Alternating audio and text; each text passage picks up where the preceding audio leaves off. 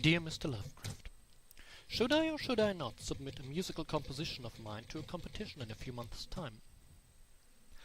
I would like to seek your advice from one creative mind to another, since I fear that I might be in danger of betraying my artistic convictions in exchange for rather specious prospects of short-term advantage. This, as you can imagine, poses a substantial moral dilemma for me. But first I think I should address that one obvious concern that you probably already have by now. Yes, I am a German composer. Yes, the piece in question is for the violin. And yes, I would take a certain amount of pride in this piece being regarded as to contain harmonies having no relation to music one had heard before. There is even the distinct possibility to perform said piece in a manner that it hardly can be conceived as produced by one player. However, I must strongly insist that my voice is in good health, and, more importantly, that my music stays firmly within the boundaries of the purely human condition.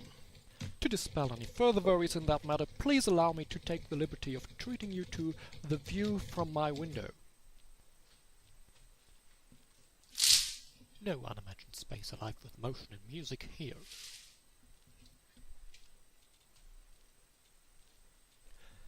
In fact, the only indefinable dread that might be evoked by the piece in question is not the dread of vague wonder and brooding mystery, but the performing musician's just too common dread of having to practice one's behind over with any score demanding careful attention, detailed study, and unfaltering determination. And here is where my problem lies. You see, the competition I am considering to partake in is not merely one for composers. Rather, it is combined with another competition for instrumentalists, which would all have to rehearse the winning entry as a required piece. This fact is quite enticing for me, as my piece is devised in a way that it can be played not only as a solo, but in various combinations of up to 7 violinists simultaneously.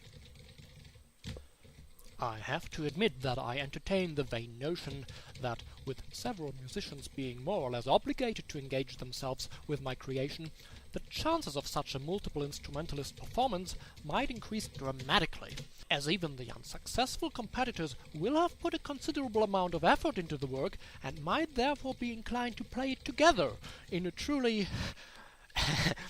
concerted manner. Yes. Beyond the scope of the original competition. Since I am currently still at a point in my career where it would be quite extraordinary to find even one violinist being capable as well as willing to go through with the trouble of preparing a performance of such a demanding piece, you will see how the thought might excite me, especially in a weak moment. On the other hand, I simply despise competitions of this sort.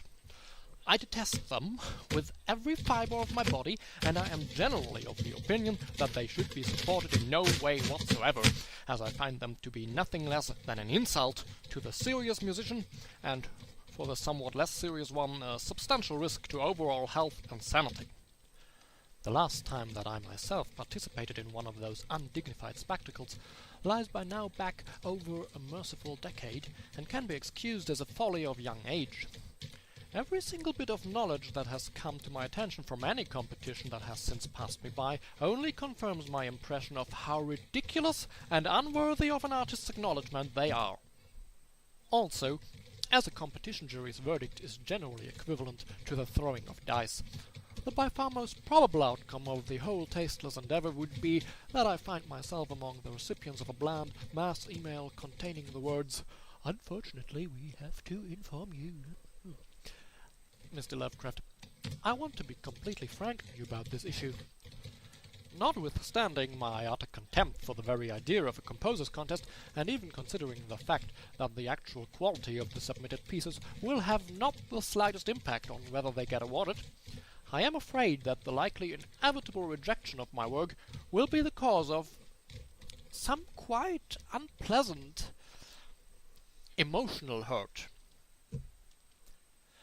I have come to understand that you yourself experienced similar refusals from your particular field's gatekeepers, so I trust that you understand where I'm coming from. to summarize my predicament.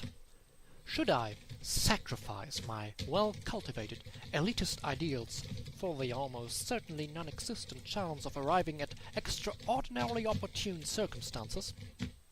Or should I do the exact opposite and eschew the perhaps only chance in many years, however minuscule and on the whole shallow that chance may be, of having my piece performed in an adequate manner, while proudly clinging to my beliefs, even though they might very well verge on mere snobbery? With the most kind regards.